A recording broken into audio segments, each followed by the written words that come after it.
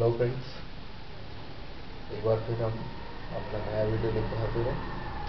आज हम हार्डनेस के चैप्टर को थोड़ा आगे बढ़ाएंगे। आज हम पढ़ेंगे, हमने अब तक पढ़ा हार्डनेस, उसके टाइप्स, उसकी यूनिट्स, उसकी डिग्री ऑफ हार्डनेस, थोड़ा एक्टिविटी के बारे में, उसके न्यूमेरिकल। आज हम पढ़ते हैं हार्डनेस में ही आगे उस हार्डनेस को किस तरह से हम डिटरमाइन कर सकते हैं लेबोरेटरी में।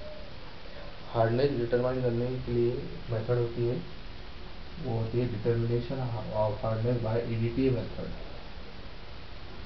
ईडीटीए मेथड के थ्रू हम हार्डनेस को डिटरमाइन कर सकते हैं। तो आज हम जानेंगे कैसे ईडीटीए मेथड के थ्रू हम हार्डनेस को डिटरमाइन कर सकते हैं। सबसे पहले तो ईडीटीए क्या होता है ये हमें पता होना चाहिए। EDTA ethylene diamine tetra acetic acid है और इसका स्ट्रक्चर होगा ethylene diamine tetra acetic acid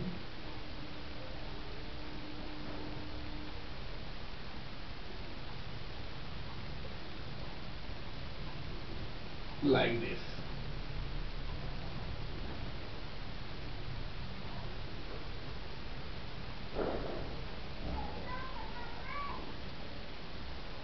tetra acetic acid C2COH problem दिखा रहे हैं।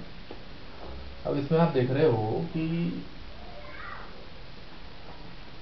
इसमें हमने हाइड्रोजन नहीं लिया है। रीजन ये है कि जो ईडीटीए होता है वो वाटर सॉल्यूबल नहीं होता है।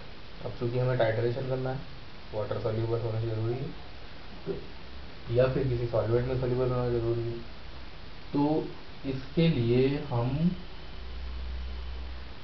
इस ईडीटीए को सोडियम के साथ रिएक्ट करवाते हैं और इसका एक डाई सोडियम सॉल्ट बनाते हैं जो कि वाटर सॉल्यूबल होता है, और फिर उसके थ्रू हम टाइट्रेशन करते हैं।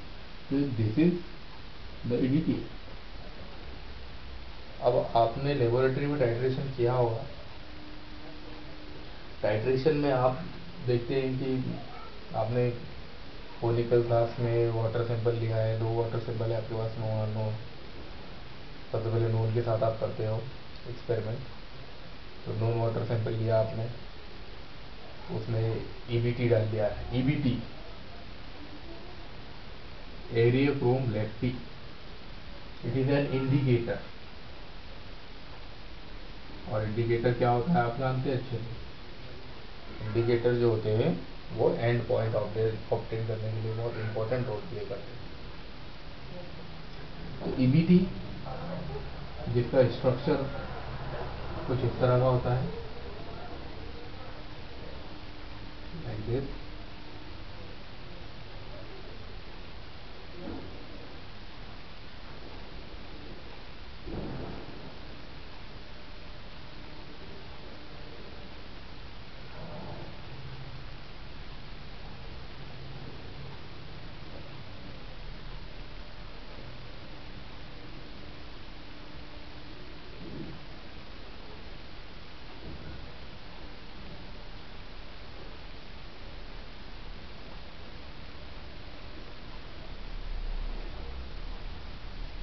ये स्ट्रक्चर है ईबीटी का।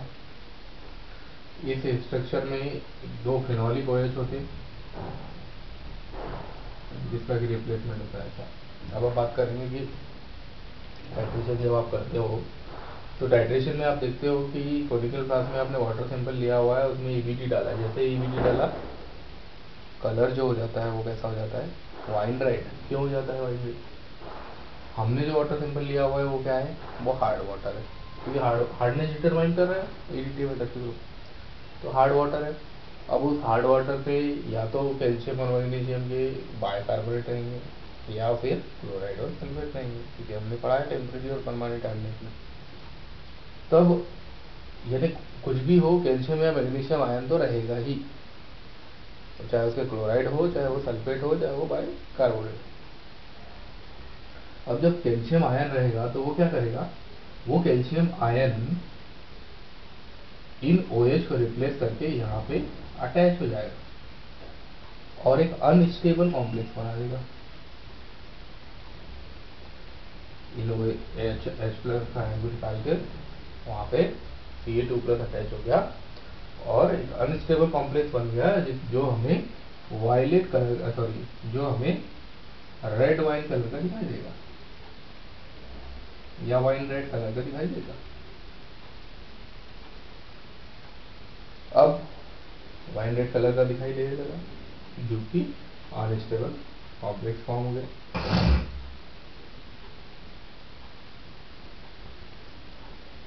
इस अनस्टेबल कॉम्प्लेक्स का हम राइटरेशन करते हैं, यानी आपने कॉनिकल फ्लास्क में वाटर लिया, उसमें EBT डाला, रेड वाइन कलर आया, उसमें pH मेंटेन करने के लिए आपने बफर भी डाला। बफर कौन सा था? NH4Cl NH4OH का बफर था, यानी pH 10 कर दिया आपने इसका। अब जब pH 10 हो गया इसका, तब क्या होगा? जब pH 10 हो गया इसका, तब इस सिचुएशन में अब ये इजीली एल्कलाइन हो गया, तो इजीली कलर हो गया। अब रेड वाइन कलर का हो गया, टाइट्रेट करेंगे आप EBT के साथ, तो ये रेड वाइन कलर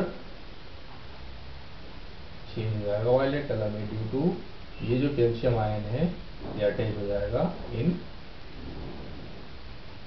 दोनों पोजीशन पे। और अब जो कलर आएगा वो कौन सा आएगा?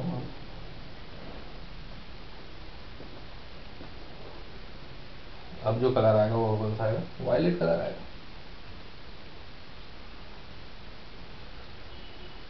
तो इस तरह से कलर चेंज देखते हैं। अब जो कॉम्प्लेक्स बनेगा वो क्या करेगा? कौन सा रहेगा? Stable complex. अब चूंकि इसमें कॉम्प्लेक्स फॉर्म हो रहा है, इसलिए इस मेथड को कॉम्प्लेक्सोमेट्रिक टाइट्रेशन भी बोलते हैं।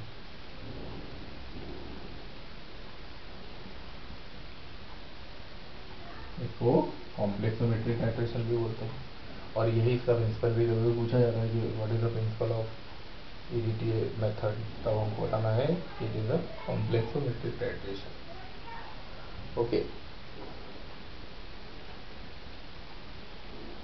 EBT एरियो क्रोम ब्लैक टी, EBT, ठीक है। तो इस तरह से आप लेबोरेटरी में हार्डनेस डिटरमाइन करते हैं, ठीक। अब अगर आपसे बोला जाए हार्डनेस तो आपने डिटरमाइन कर ली, अब इसकी कैलकुलेशन आप कैसे करोगे? कैलकुलेशन के लिए हमारे पास एक फॉर्मूला है जिसको बोलते हैं total hardness, TH, total hardness. ये फॉर्मूला होता है volume of standard hard water divide by volume of standardized EDTA into volume of total hardness of EDTA is divided by volume of total hardness of unknown hard water into strength into 1000 milligram पर litre. यहाँ strength का मतलब calcium carbonate equivalent जो कि 2 milligram पर ml होती है। Okay, तो ये फॉर्मूला है टोटल हार्डनेस निकालने के लिए, इससे हम टोटल हार्डनेस कैलकुलेट कर लेते हैं। अब अगर आपको परमानेंट हार्डनेस निकालनी हो तो उसको हम pH के जो करेंगे सेम फॉर्मूला रहेगा, standard hard water volume of standard hard water divide by volume of standardized EDTA multiply by volume of permanent hardness of EDTA divided by volume of permanent hardness of unknown hard water multiply by strength multiply by 1000 milligram पर litre. Permanent hardness हो गई। Temporary hardness निकालना हो तो उसका formula हो जाएगा temporary hardness equals to total hardness minus permanent hardness. इससे टेम्पररी हार्डनेस निकालना।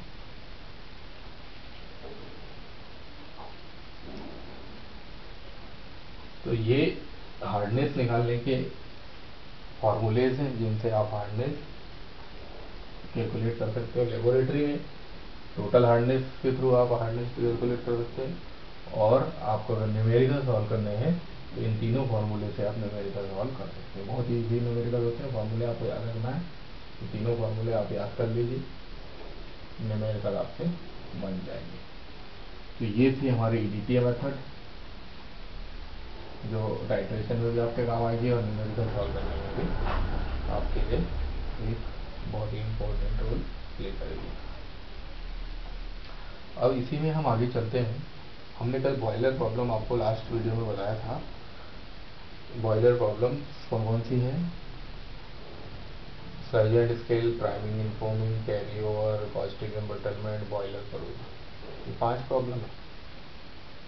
पर इन 5 प्रॉब्लम्स में सबसे बड़ी और सबसे मेन जो प्रॉब्लम है वो है स्केल फॉर्मेशन। क्योंकि सारी प्रॉब्लम रिमूव हो सकती है, पर स्केल फॉर्मेशन को रिमूव करना बड़ा मुश्किल हो जाता है। तो बॉयलर की प्रॉब्लम को रिमूव करने के लिए कुछ मेथड्स हैं, इनको बोलते हैं water treatment method,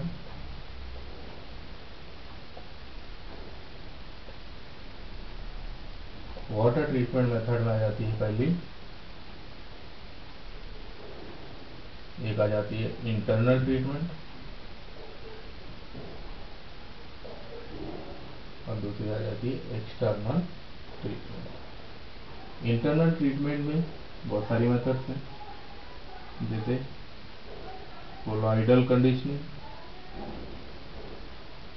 carbonate conditioning, phosphate conditioning और calgon conditioning. External treatment method में 3 मेथड आती है, lime soda method, ion exchange method और जियोलाइट। 3 मेथड आती है एक्सटर्नल ट्रीटमेंट में, 4 मेथड आती हैं। और भी मेथड्स हैं इंटरनल ट्रीटमेंट में, पर मेनली हम 4 मेथड्स को पढ़ेंगे। External treatment 3 method, lime soda method, ion exchange method और जियोलाइट मेथड। अब हमें पढ़ना है ये मेथड कैसे। मान लीजिए सोर्स है वाटर का और यहाँ से ये बॉयलर में वाटर हम लेके जा रहे हैं। अब वाटर को फीड करने से पहले यदि ट्रीट कर दिया जाए, वाटर को बॉयलर में फीड करने से पहले यदि ट्रीट कर दिया जाए तो इसको हम बोलते हैं एक्सटर्नल ट्रीटमेंट। और बॉयलर के अंदर यदि वाटर को ट्रीट किया जाए तो इसको हम बोलते हैं इंटरनल ट्रीटमेंट। इंटरनल ट्रीटमेंट आपको हमने बताया कौन कौन से हैं, एक्सटर्नल कौन से। अब इनको हम ब्रीफली डिस्कस करेंगे, तो अब इनको हम ब्रीफली डिस्कस करेंगे हमारे नेक्स्ट वीडियो में। Okay, thank you for watching this video. और हमारा आगे वाला वीडियो भी आप जरूर देखिए, जिसमें कि आपको एक्सटर्नल ट्रीटमेंट्स के बारे में हम बताएंगे और उसके बाद वाले नेक्स्ट वीडियो में हम इंटरनल ट्रीटमेंट के बारे में बताएंगे। So be patient and be watchful, continue. Thank you.